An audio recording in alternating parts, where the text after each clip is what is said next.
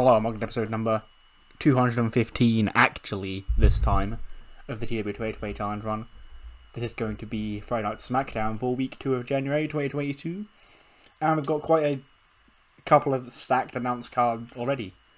Because we've got a SmackDown tag title match between AJ and Omos and the Street Profits. We've got the women's tag team title match between Io and Kyrie and Shotzi and Ember. As well as the Fatal 5-Way to determine who will face Tegan and Nox next week for the SmackDown Women's title. As well as whatever update we have on Seth Rollins and Roman Reigns and all that shenanigans. Without any further ado, let's jump straight into the show. Roman opens the show this week. He gets his full entrance, the Bloodline by his side. And he's like, yo, I go away for 1 week and shit starts hitting the fan, yo. Like, all of a sudden, Seth Rollins thinks I'm ducking him. Yes, that Seth Rollins. The same Seth Rollins that I smashed back at SummerSlam.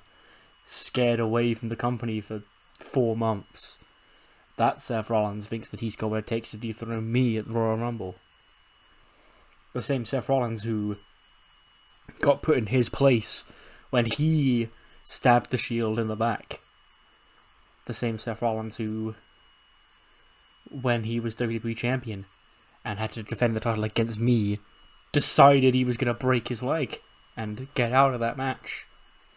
Well, there ain't no getting out of this match at the Rumble, Seth, and I'll be honest. How many times have we got to go to this well? How many times have you got to be smashed by me before you know your place and fall in line?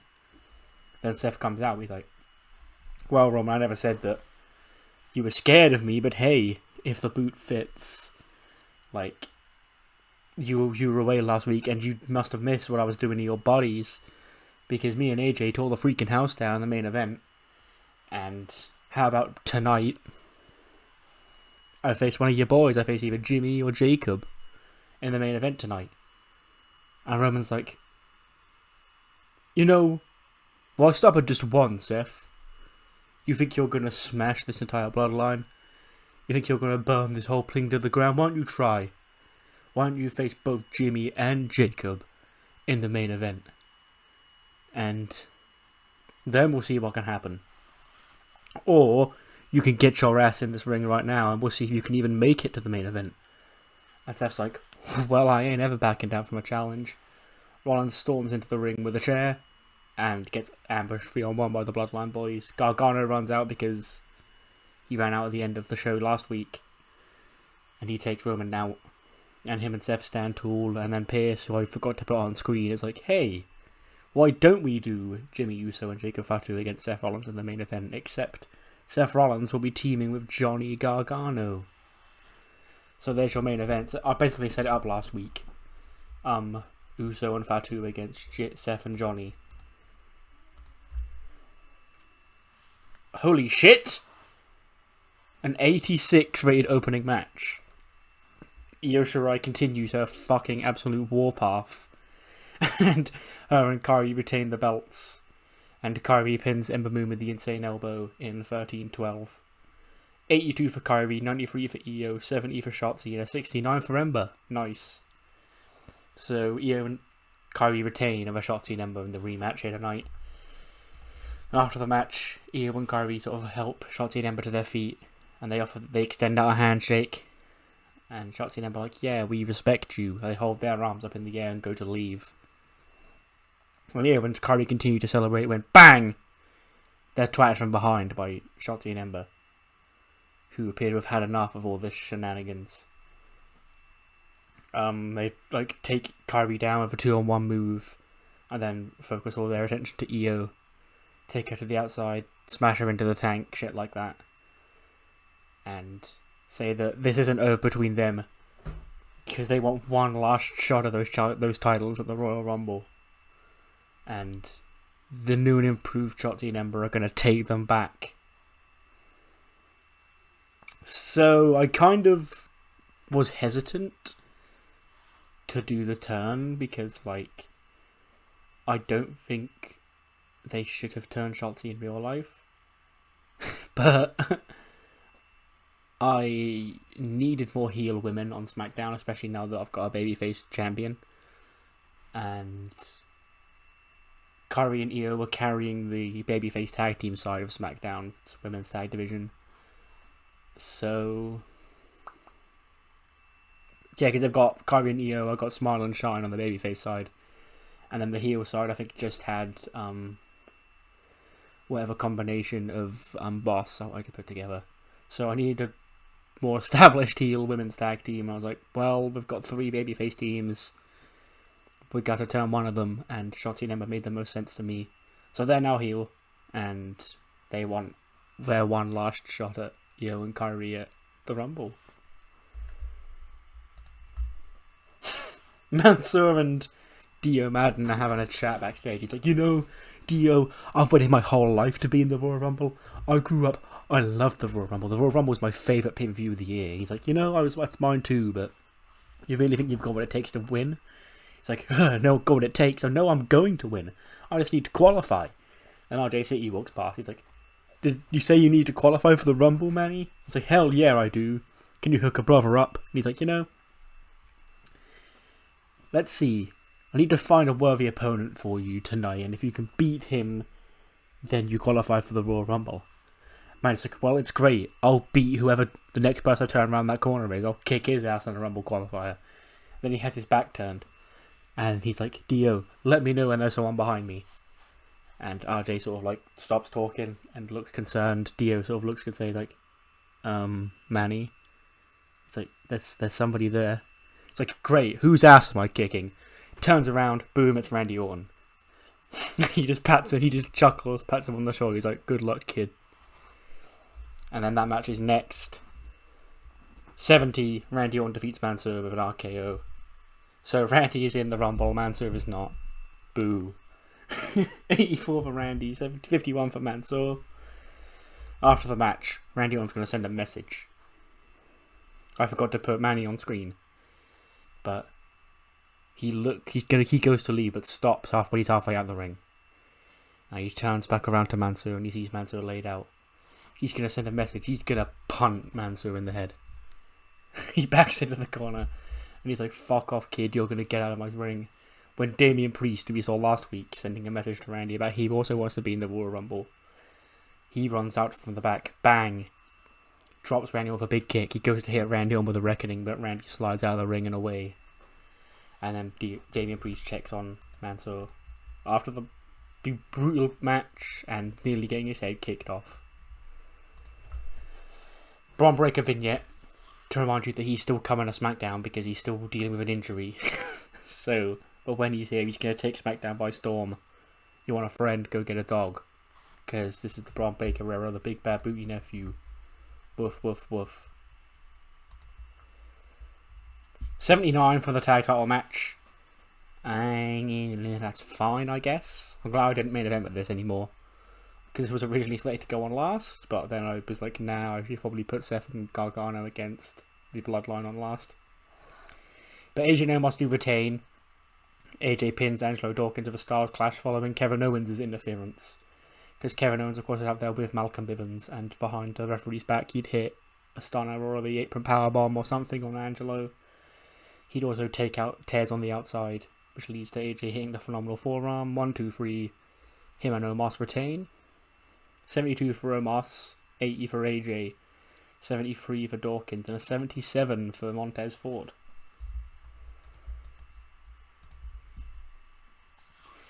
Kayla Braxton is a backstage interview. She's with, ladies and gentlemen, the new United States champion, Bobby Roode.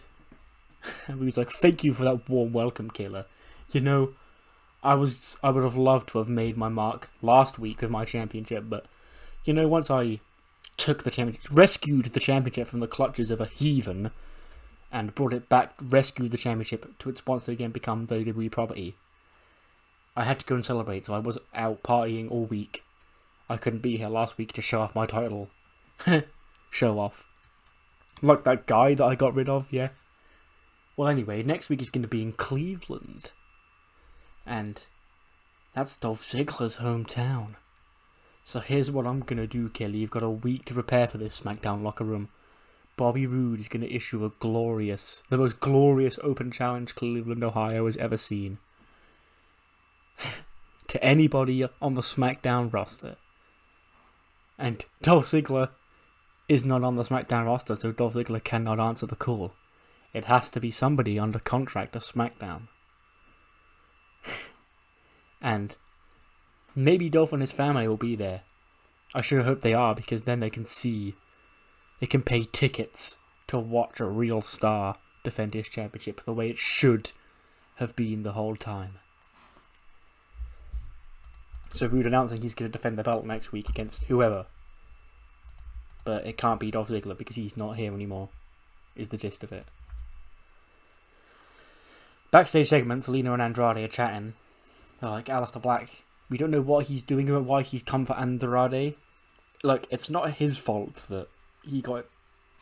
Whatever happens with the Fiend, don't know what he does. Does he take your soul? Does he... whatever? It's not my fault that whatever happened to him happened, okay? But if he feels like he has to restart everything in his life, he needs to leave Andrade out of his business, because does he not remember that Andrade has his number? Sure, he may have beaten Andrade for the NXT title, he may have beaten Andrade in his debut match, but this is a new and improved Andrade, whereas you've admitted that you're the same old Aleister Black. So, how about in 2 weeks' time, you and Andrade can go one-on-one here on SmackDown? And then Aleister pops up on the little Titantron, and he's like, you know, some things may be the same. I had to go back to find myself from the beginning.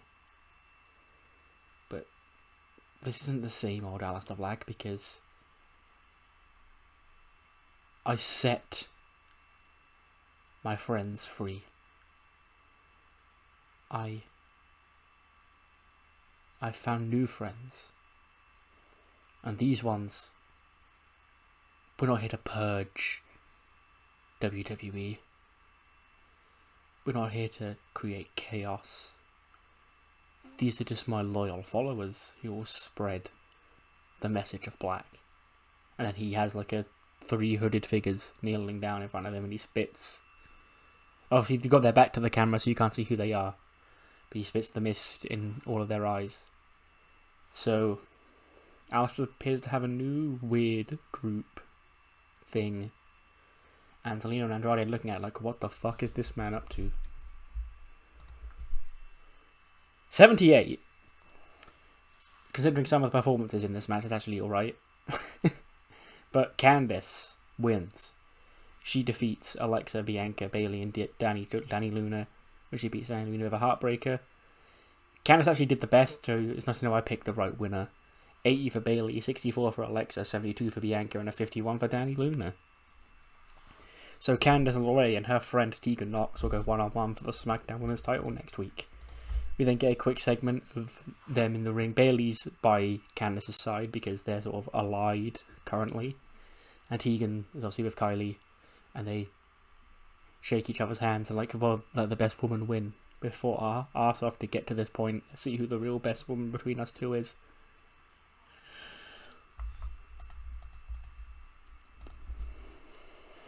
Being cut to a New America video. Sammy's still just staring down at the floor, motionless, no expression. He just looks done. He's like, cheer up, Sammy. Look, you can become the WWE champion once again. And that in itself is a miracle, because that shouldn't be the case. Guys like us get told we're not allowed to be the WWE champion. But as the show's gone on, I can see it all falling out in front of me. I can see where we're needed, Sammy. And whether you are reluctant or whether you've finally seen the light, you have to help us anyway. Because I beat you, Sammy. I sent my message to you, and now you're here to help me achieve our dream. And as long as you may say right now that what I'm talking about and what you're hearing right now is not your dream. But think about it, Sami. And this whole time, Sami hasn't even looked at Ali. He's just still staring down at the floor. He's like, think about it, Sami. Listen to the words entering your head. WWE Champion Sami Zayn, who looks like you, sounds like you, dresses like you. WWE Champion Mustafa Ali, that name. This is the world we've strived for. And we can do it together. Sami just continues to completely no-sell everything Ali says. 85 rated main event. Apparently I should have fucking main evented with the women's tag title match, but this is just as good. Well, not really, but by one. Gargano and Rollins showed excellent chemistry. I can't remember if I knew that or not. I can't remember if Johnny and Seth ever teamed back in the church days. If they did, then I don't remember it. And they both have excellent chemistry, which is nice. But I had to keep them both strong because Jacob Fatu and Jimmy Uso defeat them. Fatu pins Gargano in what becomes basically a 2-on-1 assault because Roman Reigns runs out and takes care of Seth Rollins on the outside. Johnny fights his hardest, probably hits that tornado DDT where he springs off one guy on and then lands on the others and then hits the DDT on him. Springs off Fatu, nails Jimmy with the DDT or whatever. But in the end, Jacob Fatu puts him down. Fatu gets an 81, 68 for Jimmy, 95 for Seth, and 91 for Gargano. And then with Gargano taken care of, that just leaves Seth Rollins, who's down on the outside, Roman standing over him when Jimmy and Jacob come and tower over him. And what we see, of course, is Roman Reigns and his two henchmen. 3 of them, and 1 man on the outside. So, of course, the table gets cleared. And a big ooh-ah is lifted up. And bang! The Bloodline nail Seth Rollins with the Shield triple powerbomb through the announce table. And do the Shield fist bump to end the show. 90. Didn't result in any popularity changes. Okay then. What matters more than the 90, of course. That's what you thought of the show, so let me know what you thought in the comments below. And I'll see you next time for episode 216, which will be Raw. See you then.